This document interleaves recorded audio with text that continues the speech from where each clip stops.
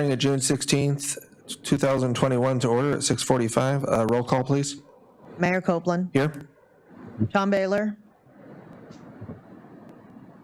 is absent. Kathy Sherman is absent. Jeff Gard is absent. Melina Meyer is absent. Ann Schaefer is absent. David Allison Here. and David Gleason. Here. How are we going to get anything done? I think they're calling in for the regular. Oh. We're allowed to have a public hearing without a quorum. So the public hearing is regarding Ordinance 1198, which is an ordinance of the Council of the City of Cordova, Alaska, repealing Chapter 5.42, Alaska Remote Seller Sales Tax Code, and amending Cordova Municipal Code 5.40.010 to clarify when sales tax is levied on remote and local sales, repealing and reenacting Cordova Municipal Code 5.40.011 to adopt by reference the Alaska Remote Seller Sales Tax Uniform Code, and amending Cordova Municipal Code 5.40.020 to revise and add definitions to ensure consistency with that code, amending Cordova Municipal Code 5.40.130 to revise late filing and payment penalties and interest to mirror those imposed in the Uniform Code, adding Cordova Municipal Code 5.40.135 to permit repayment plans for delinquent taxes in the same manner as the Uniform Code, and repealing and reenacting Cordova Municipal Code 5.40.110 to mirror the audit process and liability for failure to submit returns adopted in the Uniform Code, and adopting an audit protest appeal process for sellers.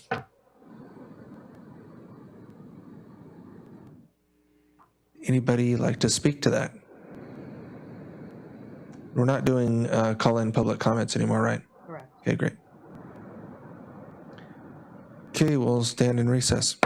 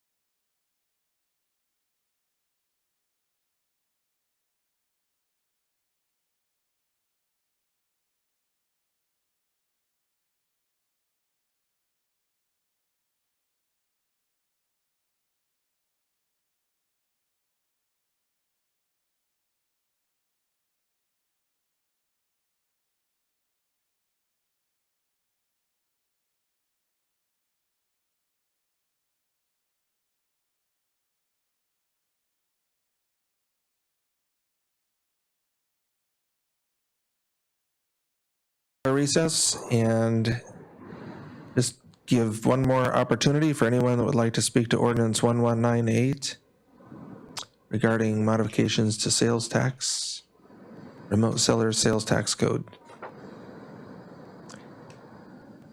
Okay, seeing none, we'll adjourn the public hearing.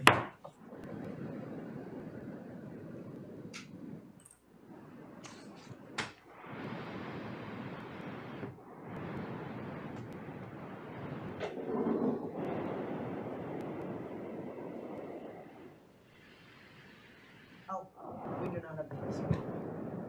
We don't. Okay, thank you. I wasn't sure on that one. Thanks. Yeah, I'll call the regular city council meeting of June 16th, 2021 to order at 7 o'clock. Roll call, please. Oh, if you join me in the Pledge of Allegiance, please. I pledge allegiance to the flag of the United States of America and to the republic for which it stands, one nation, under God, indivisible, with liberty and justice for all. Roll call, please. Mayor Copeland, Here. Tom Baylor, Here. Kathy Sherman is absent, Jeff Guard, Here. Melina Meyer is absent, and Schaefer is absent. David Allison Here. and David Gleason. Here. That's a quorum of council. Approval of the regular agenda. Move to approve. Second. Motion Gleason, second Guard. All in favor? Aye. Aye. Opposed? Okay, the agenda will stand as submitted. Does council have any conflicts of interest or ex parte communications to disclose? Hearing none, we have guest speakers to the incident management team. Dr. Sanders?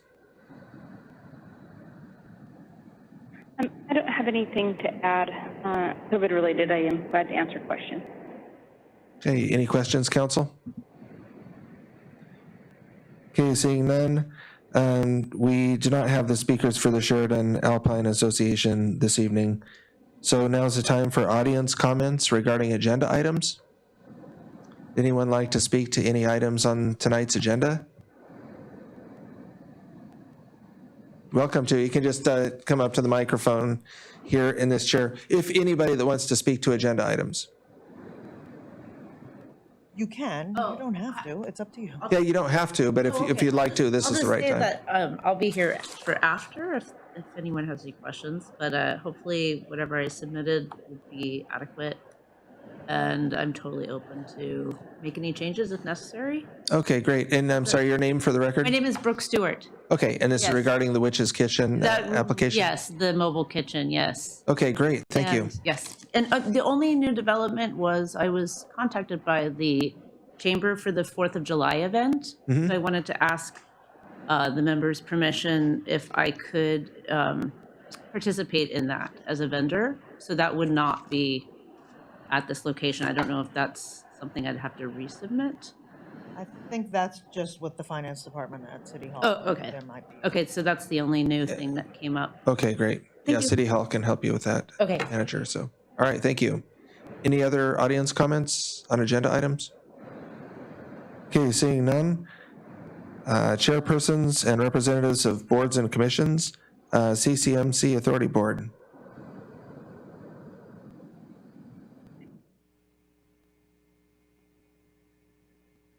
Would you like to speak to that, Dr. Sanders?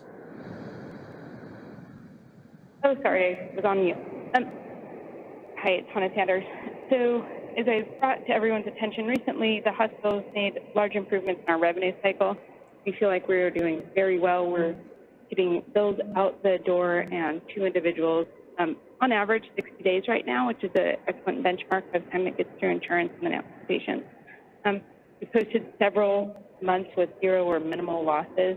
We continue to have very thin margins and are vulnerable to small fluctuations in hospital utilization, which certainly impacts our ability to stay solvent.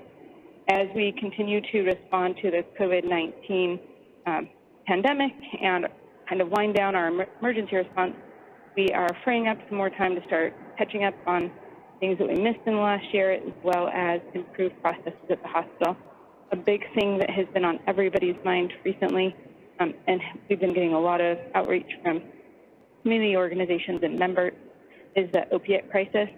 This is very high on our priority list. We're working with leadership through the city, tribe, Lanka Health Center, the first responders, including the police, to try to develop a very strategic response to the opiate crisis. The hospital is looking at kind of a threefold response. This is a prevention, harm reduction, and then also our emergent or crisis response. In the prevention area, CCMC is really looking at our opiate prescribing practices. This is something that the state and providers always take very seriously. We're very cautious with. We continue to use the state's prescription monitoring and provide continuing education to our providers so we make sure that all prescriptions that are being given within our community are appropriate and minimal. We're also working with, we're working with other organizations in terms of the prevention to develop strategies to educate community members and work to reduce access to illicit substances. With the harm reduction strategies, we're working with the state and community organizations to get widespread access to Narcan. I'm sure many are aware Narcan is the medication that we use to reverse opiate overdose. When somebody is given this medication, it can help in an opiate overdose for 10 to 15 minutes, but that individual needs to be rapidly brought into healthcare services, or they might continue to overdose and require additional doses. That's why we do ask if somebody does use or give Narcan to bring them into the emergency room immediately. In addition, the state is working to develop a program to provide fentanyl test strips to help identify contaminated drugs prior to their use. A lot of studies have showed that these fentanyl test strips do help improve safety. Both of these categories are important to get full community participation, which is why we're working with many organizations to help develop the strategy. And the final part of our opiate response is the emergency and crisis response. This is really the first responders in the hospital emergency room. We are available, as everybody knows, 24 hours a day, 7 days a week. We have trained physicians, nurses, and also behavioral health staff on call. CCMC and Alanka both have outpatient substance abuse treatment programs, as well as medication-assisted therapy. And we are really working to develop more robust programs in both of these areas to ensure that everybody recognizes and feels, knows what resources are available and has access to these resources.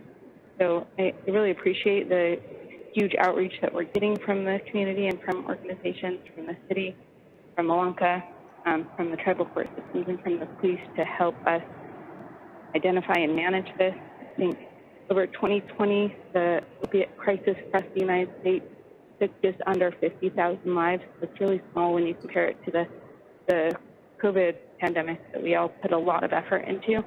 Cordova has shouldered way too many of these deaths in our own community, and it's something that we really need everybody to help us respond to. So I'm here for questions about the hospital and about that, if there are any. Any questions, Council? Councilman Baylor? Councilman Baylor. Yeah, I've got more of a comment, Dr. Sanders, and I'm not pointing my finger at you, but some of your colleagues, I really put the blame for some of these issues. I've had the experience of having a couple surgeries here in the last couple of years, and one just recently, and I specifically said, please don't give me a large prescription, but yet they always give me a prescription of 40 or 50 Oxycontin, and usually like 2 will do it, which through the next day.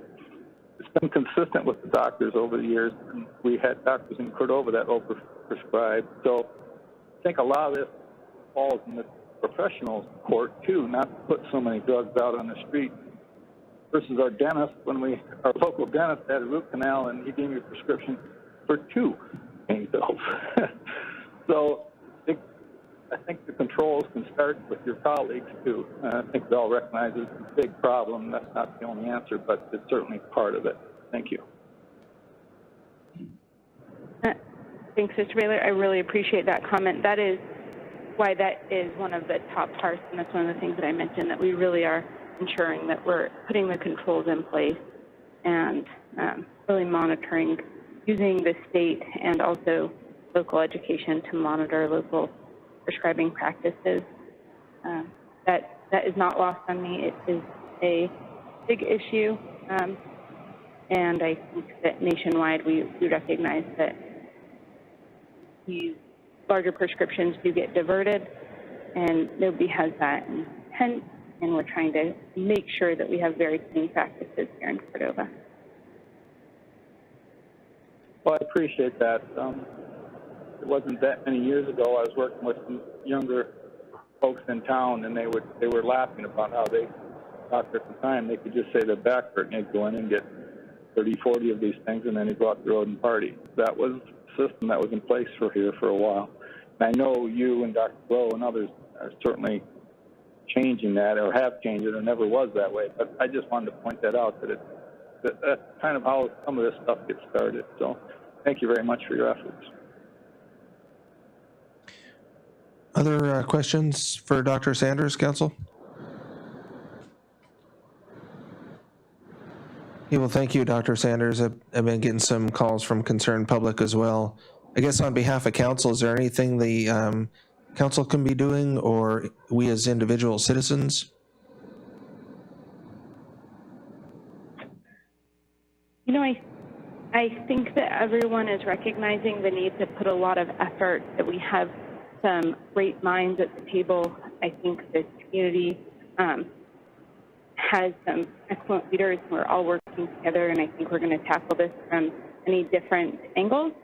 And certainly as we need more help and are ready to engage more people, we will be doing that. But do know that we recognize that this is a crisis here, and that the burden here exceeds what it should be with the size of our population, and we're really working to help manage that at the hospital. Okay, thank you. Yeah, I heard the death toll on the evening news last night. It's over 38,000 for the country so far this year. And that's with a lot of protective measures and Narcan available and so forth. So it's getting worse. Thank you. School board representative?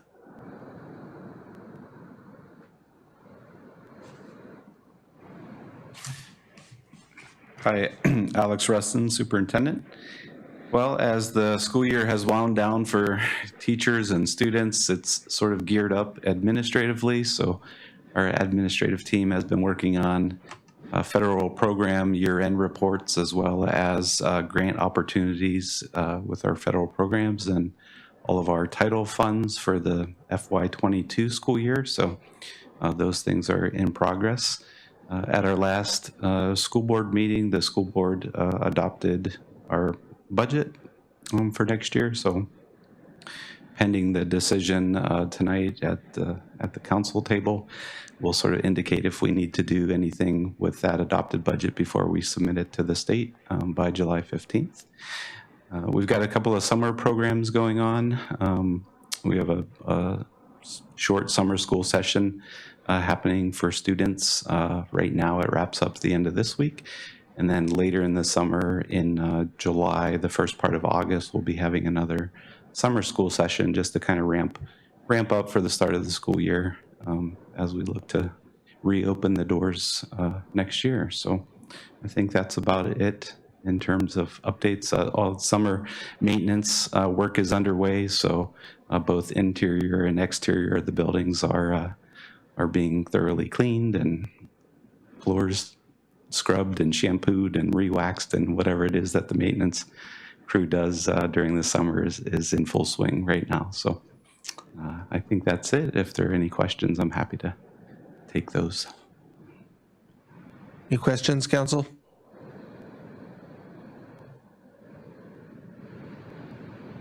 Okay, thank you.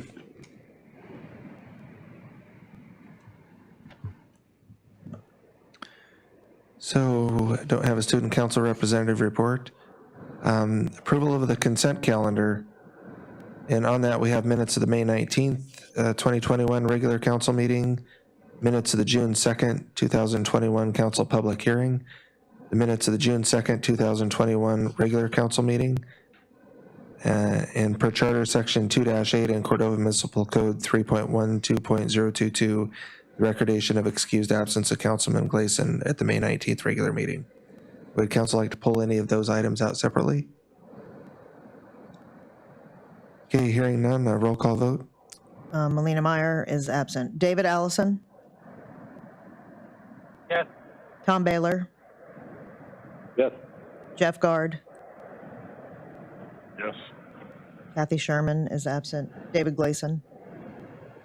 Can I vote yes? Yes. Excuse myself? You can. Yes. And Ann Schaefer is absent. The consent calendar is approved. Okay, and the minutes were in that consent calendar, and we don't have bids to consider. So reports of officers, just a verbal report. Had an opportunity with much of the community, a lot of the fleet to and CDFU to participate in a community visit from Fish and Game Commissioner Douglas Vincent Lang and the Director of the Commercial Fisheries, Sam Raybung, and expressed some concerns over the season and management, so forth, and balanced management upriver and down. So gave some testimony there, and I think that's about it. City Manager's report. Okay, this hot off the presses. I been working with John Bitney all week. The Legislature did approve the 2022 fiscal year budget for the state. It was a close vote. In fact, as early as 1 o'clock, it was a one vote shy of approval budget, and they reconvened and by 3 o'clock had it approved. What that means to us is that the harbor grant of $5 million from the state, that city is matching with $5 million of its own resources, has been put in the budget. It's in the budget. It will go to the governor's desk for to be signed and approved. There's no reason to believe that he won't, since it was in his budget. So I think the good news is that grant is finally going to be deployed here in Cordova. And I'm looking forward with somewhat of crossed fingers that the governor does sign that and we're all set to go. The not so great news is that in passing the budget, they weren't able to tap into some of the resources that the conference committee had identified. And what that does to city is that school bond debt reimbursement will be reduced to 33%. We're going to take a $200,000 hit on our school bond debt reimbursement over what we budgeted for this calendar year. Revenue sharing is going to be eliminated. That's another $75,000 hit to our budget that we approved for this current fiscal year.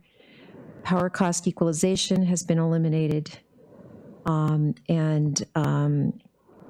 Those are the ones that are going to impact our community directly. Individually, the permanent fund has been established at just over $500 a head.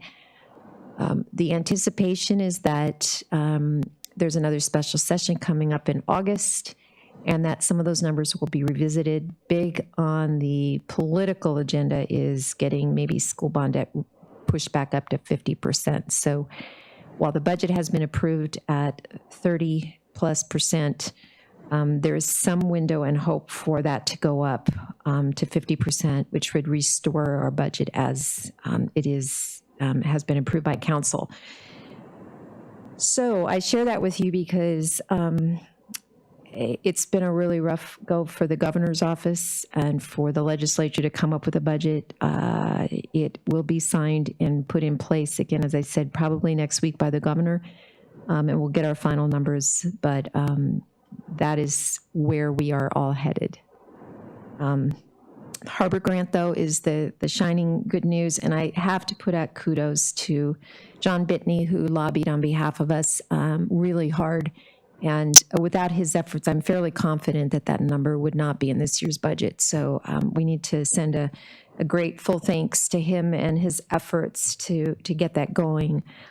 So for those of us that have been pushing to get that harbor improved, we are taking the first steps with this grant. I do want to talk a little bit about raw fish tax. Still won't know the numbers. State's not going to release them until September. I think I shared that with you. So that's a big question mark, and have no way of getting even the remotest inkling of what that's going to look like at this point in time. And let's see. I do want to defer to Paul Tremblay, who does have a report for public safety fire. Paul Tremblay, I'm putting on my deputy chief hat tonight.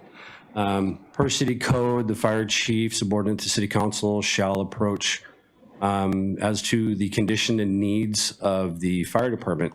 I think you all received a notification from our board of managers as to the condition and our membership. Our numbers are down quite a bit. You had inadvertently received that notification before we could compile all the information with the numbers and budgetary items and needs, and obviously a conversation with the city manager to come up with solutions. So I probably would like to put on the next city council meeting to discuss in full as to the condition and our low membership numbers due to fishing, people work out in the woods, people on vacation, people on medical. Our membership numbers for running on EMS is very, very low. By my numbers, I'm looking at maybe 5 people that can cover ambulance for the next 2 months, 24 hours a day. So that's not good. Anyway, if anybody has any questions, I'd be happy to answer now. Like I said, I'd like to put this on the next council meeting, maybe as a workshop to discuss, and we'll probably have more information then. We're not going to fix the problem today. That's why I'm just kind of diverting to next council meeting. So any questions? Any questions, council?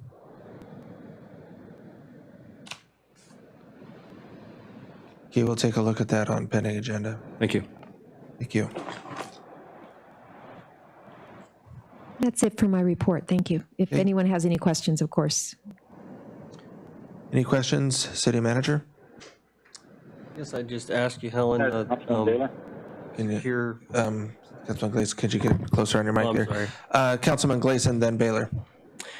that federal, is that the Secure Rural Schools? Do you know how much we're going to get for that, or? They're going to announce that probably mid-July, so we don't yet know that. And then the September, is that typical for raw fish tax? I thought we got it in the. We got it last year. I double-checked, and we didn't get it till the end of September last year, the final number. So this is not unusual, apparently. Okay. Councilman Baylor? Yeah, I'm going to imagine if you could just indulge me a little bit. I'm up here, I'm trying to take some notes. Could you run by those developments there as far as, we got the harbor grant and schools. I was trying to get that all down. But Sure. There's one more time. So, but and again, the budget just passed this afternoon. I haven't seen the final, but in chatting with Bitney, where we're at is that the school bond debt, which was in the governor's budget at 50% reimbursement, has been reduced to 33 and a change percent, 1/3. So that's around $200,000 off of what we budgeted based on my calculations. I will see what the real numbers are, but that's just a rough estimate. Revenue sharing, which was in the budget at $75,000, has been, at this moment in time, again, eliminated. So that number is no longer a part of our budget.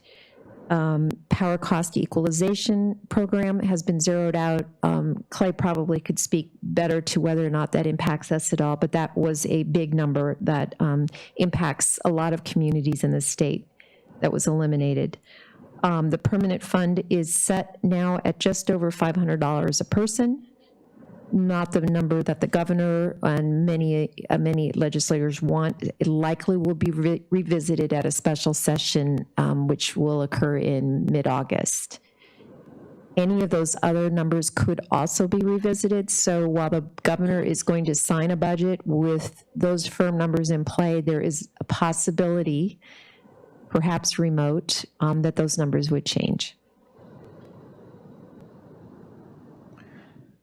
Thank you. So we're roughly, between the schools and the revenue sharing, we're out $275,000 that we're going to have to make up. Is that accurate? Yeah, so somewhere in that ballpark, yeah. Okay, thank you.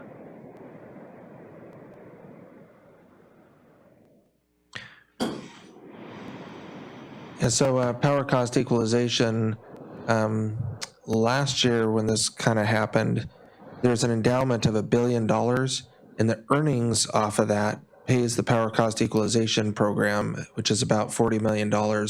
And then there's usually more earnings than it takes to fund the program 100%. So like last year, that endowment generated an additional $23 million that went into the state's general fund. So last year when they didn't do the reverse sweep, at first they said, don't worry though, we're going to fully fund the program, because frankly, it's not even the interest on that big endowment. This year, though, there's different body language. They haven't been indicating that, and we're more concerned about whether or not they'll fund it at all. But basically, the only two rate classes that really get reimbursement out of that is our residential rate class, and it's the first 500 kilowatt hours per resident. And then the city gets 75 kilowatt hours per resident. So it's a pretty significant hit to the city as well. I think a couple $3,000 I don't have the numbers right on the tip of my tongue, but it is a fiscal note. And we'll make sure that for the next meeting, we have actual impacts, real dollars. But as I said, this just passed this afternoon around 2:30, and we haven't seen the final numbers.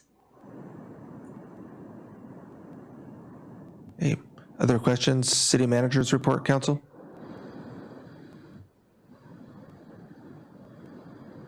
Okay, City Clerk's report. I don't have anything to report tonight. Okay, so under Ordinances and Resolutions, the first one is Ordinance 1198 that was public hearing tonight. I'm not going to read the whole thing. It's quite a chapter, but basically it's some revisions to conform to the Uniform Sales Tax Code, which is primarily for remote seller sales tax codes. And this has become a significant source of revenue for the city. So we're just aligning our municipal code with the state's codes on, the Amazons and so forth of the world. So moved.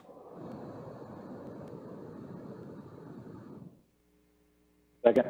Have motion Gleason and second Baylor. Would you like to speak to your motion, Councilman Gleason? No, I'm in favor. To your second, Councilman Baylor? I support it. Any other discussion, Council?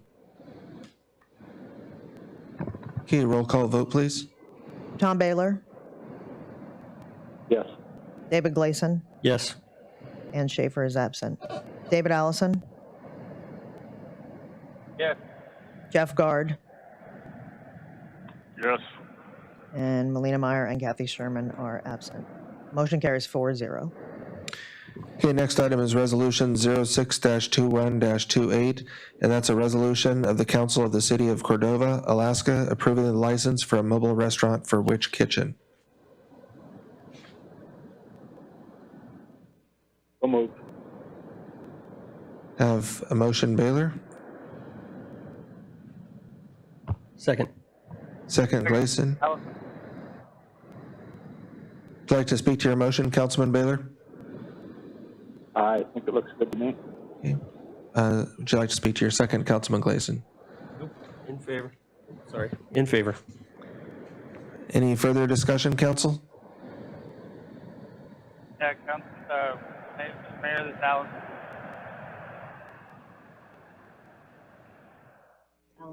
Oh, Councilman Allison. Yeah, I support it. I appreciate the extra effort that the applicant went through and the details that they provided, where they're going to be, and the units they've got, and I wish them well. Thank you. Okay, further discussion, council? Okay, all those in favor? Aye. Opposed? Okay, the motion passes. Heard 4 ayes. Resolution 06-21-30, a resolution of the Council of the City of Cordova, Alaska, establishing the level of local funding and approving the budget of the Cordova Public School District for the fiscal year ending June 30th, 2022. Move to approve. Have a motion, Allison, Second. and second, Baylor. Would you like to speak to your motion, Councilman Allison? Yeah, I'd like to make an amendment to change the cash portion of that to $1,700,000.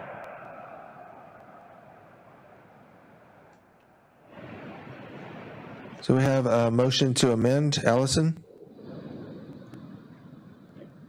I'll second that, but could you, I'm scrolling through here, could you give me the current amount, please, and what we're changing it to?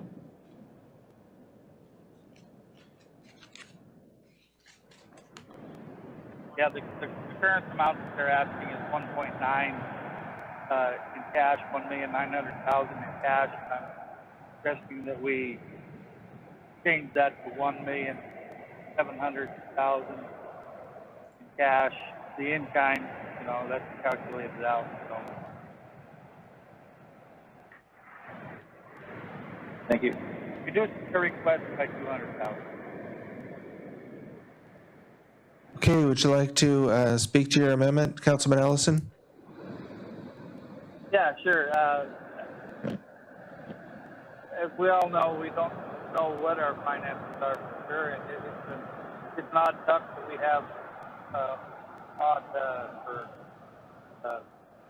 misaligned fiscal years, but nonetheless, first half of the year is pretty well set already, so we're talking about the second half of the year, and call me skeptical, but for a reason. Their ending fund balance that we've been, I've been doing this about 12 or 13 times now, and I've heard, I don't know how many times that it's going to be 200,000 or less, zero a lot of times, or even negative a time or two, and it's always sitting right there at maximum. So I think that reducing it by 200,000 allows them to still go through with their budget. We have some options with CARES funding for some of the things. I know they've got a survey going on right now.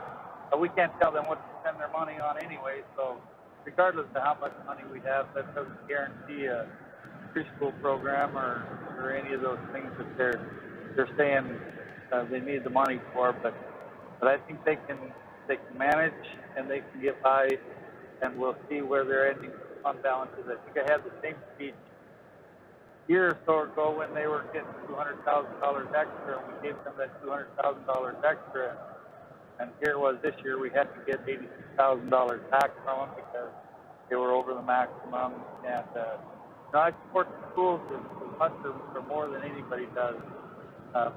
So we've all got our budgets we have to deal with, and I think for right now, the best I can do is 1.7.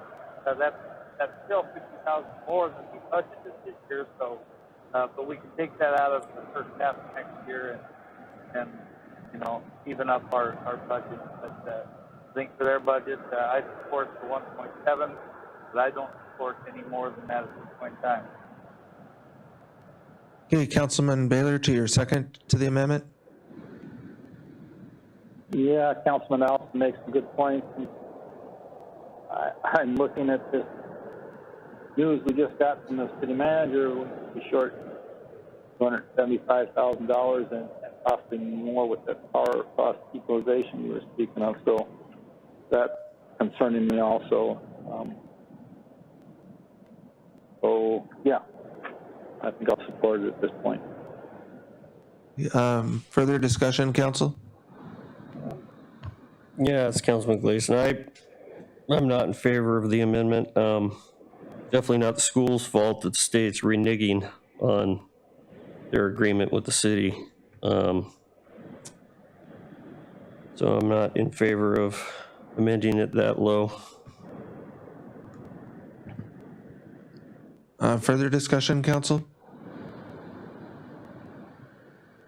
Yeah, Councilman Baylor, I don't want to, I'm not trying to put any dispersion against the school, but the taxpayers are going to have to make up that money.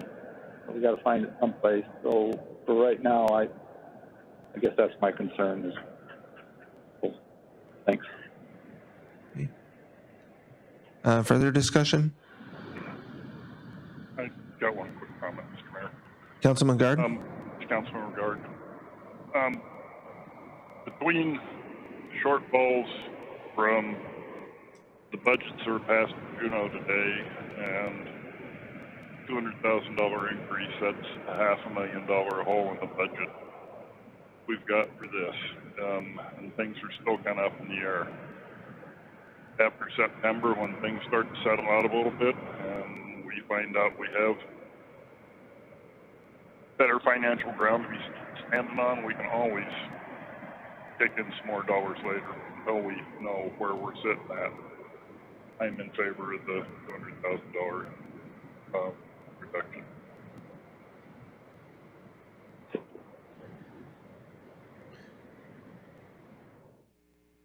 Okay, so it would take a majority of council to pass, right?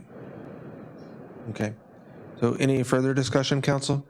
Just a majority of those present, a simple majority of those present, okay. Any further discussion on the amendment? Okay, roll call vote, please. On the amendment, Kathy Sherman is absent. Jeff Guard, Yes. David Gleason, No. and Schaefer is absent. David Allison, Yes. Tom Baylor, Yes. and Melina Meyer is absent. The amendment passes 3-1. Okay, so discussion, the main motion is amended. Councilman Allison? Yeah, Mr. Mayor, I want to give kudos to the school administration for their management of their budget over the years. As indicated in my previous comments, that their projection has been to be less than 100,000 to zero, and I think one year it was a negative amount. And as near as I can remember, they've pretty much been close to the maximum for quite a few years anyway that they can have. So obviously their administration is doing a pretty good job, and maybe they're cutting some things that they would like to not cut, but I appreciate the job that you're doing, and certainly if our financial situation looks better, and we can always add more as Councilman Guard said, and that I want to assure the school board and the school administration that we're not going to let them not have any money to pay their bills. We're not going to make it so that they don't have any cash at all to work. So with their fund balance, they've got other funds that aren't part of that fund balance. I think that we can make a pretty good goal this year as they've planned, and go forward from there. Thank you. Councilman Baylor, to your second to the main motion is amended. I'm good, thank you. Any further discussion? Hearing none, roll call vote. So on Resolution 62130, the main motion as amended. David Gleason, No. Jeff Guard, Yes. Melina Meyer is absent, and Kathy Sherman is absent. Tom Baylor, Yes. David Allison, Yes. and Ann Schaefer is absent. The motion passes 3-1. Okay, so we don't have any unfinished business on the agenda. would council like to discuss, or do you have any discussion of the COVID-19 emergency response?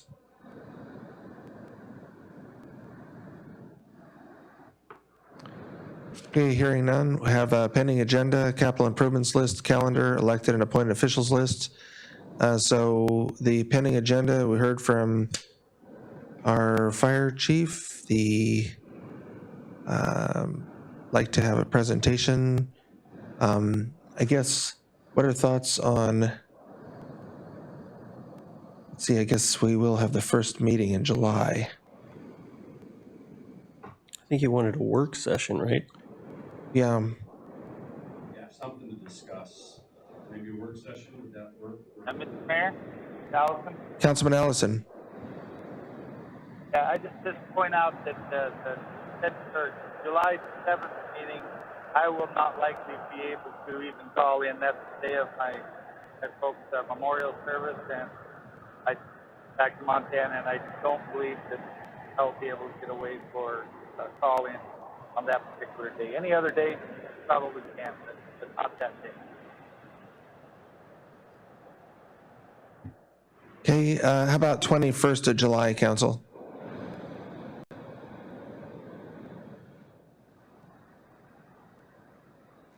I think I'm good with. Fine with me. Okay, I'm not hearing any objections, so why don't we do that? That'll give them a little bit of time as well, so. I'll just mention at this point, I guess I'm going to be traveling on vacation on July 7th as well. Won't be available for that meeting. So I'll let Vice Mayor Sherman know. Other items for pending agenda. Okay, I think our manager's been doing a pretty good job of striking items off that list. So we have audience participation. Would anyone like to speak to audience participation? Alex Rustin, Superintendent. Well, thank you for the contribution, local contribution. We know that 1.7 is more than the minimum, quite a bit more than the minimum that the council can consider. And we appreciate your thoughts on that. It's a little bit less than what we were anticipating, of course, or hoping for, but I would have liked a consideration of 1.75, which has been the past few years' contributions. But as we always do, we need to go back to the drawing board and make some decisions on programs and staffing and some other things that we might not quite be able to do. Just a comment to, I appreciate Councilmember Allison's comments and acknowledgement of the administration's effort at coming in on budget and even having a healthy fund balance at the end of our fiscal years. Part of the reason that we have a positive fund balance at the end of each year is because we make decisions during the year not to do things. That's why we have a positive fund balance at the end of the year. So there are certainly decisions that the administration makes or recommendations that they make to the school board, and the school board ultimately makes those decisions on the budget. And that's why we have that fund balance at the end of each year. I don't want it to be thought that we have more money than what we could use at any given time. We make decisions during the year to cut programs, to cut offerings, to reduce spending so that we do have operational funds to make monthly payroll, to pay our utility bills, to do things like that. So again, I appreciate everybody's consideration with the contribution. It certainly helps. And we will go back to the drawing board to figure out some things that we will do without this year. Thanks.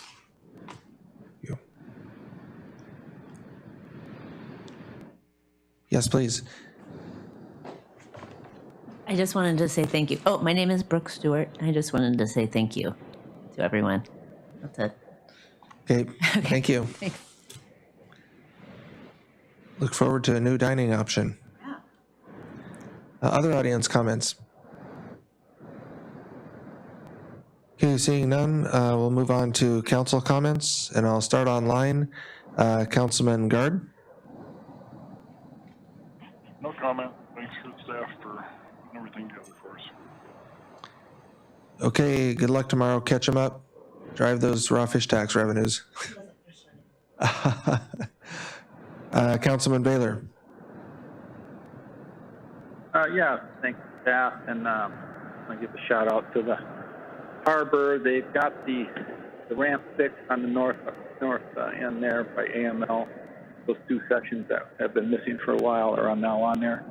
I've been fielding a lot of calls on that, and I use it myself, and it was kind of dangerous before, so appreciate getting that done. I would maybe make a comment or suggestion, with the harbor, a big part of the issue, from when I talked to the harbor master, is just keeping and maintaining employees and keeping them trained up, and right now they're short-staffed, so maintenance kind of falls by the wayside sometimes. What if we looked outside the box a little bit? And I know in the past we've had a labor pool where we've hired people to do gabion baskets and other projects. What if we looked at that in the harbor and kind of put an advertisement out this fall when the fishing season's over and we've got some talent around town looking for some work? Not necessarily advertise it as working for the harbor or the harbor master, but put it out there as needing people that can maybe rebuild docks and reset these, or floats and reset these floats. Kind of approach it that way and pay a decent salary and get some people here and get some of these floats rebuilt. And so that was my thought process until we got, now maybe the harbor fund's going to come in and now we're $275,000 short on other things. But even moving forward, maintenance has to be done on that harbor, and I think we got to find a better way to do it rather than depending on the harbor personnel that normally walk the docks and do things. I think some of this just is, they're not having time to do it, don't have the skills, or don't have the manpower. So for the city manager, maybe think outside the box and get some seasonal help and get some of these things done. So that was my thought. Thank you. Hey, Councilman Allison? Yeah, thanks to the staff for all the work they've been doing. Thank you, Susan, for your investigations into research projects or research, or however you want to say that.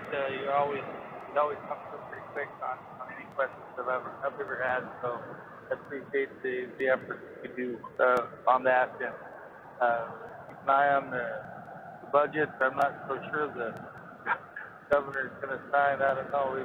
He's made some threats with that too. So hopefully it'll all go through and we'll get it taken care of and we'll get to carry on. And certainly time will tell. So thanks everybody for coming to the meeting tonight. Councilman Gleason? Yeah, I just wanted to thank you for making your comments at that meeting with the Commissioner of Fish and Game. They were good comments, very to the point, and would have been effective on, somebody that actually likes us. And then I'd like to thank Susan for all her work, and Helen. And thanks for coming to the meeting, Paul, and laying out that, and hopefully we can get some stuff worked out with that work session. And just thanks everybody for showing up. Hey, thanks. I'll just add one mayor's comment. I just want to underscore what Manager Howard said about Bitney. I did get some feedback from Juneau that harbor grant very likely would not have passed without his shepherding that from start to finish. And not quite to the finish line, but I think council made a wise investment there. So one remaining item. Move to adjourn.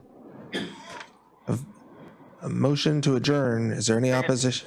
And a second. Any opposition? And a third and a fourth. We're adjourned.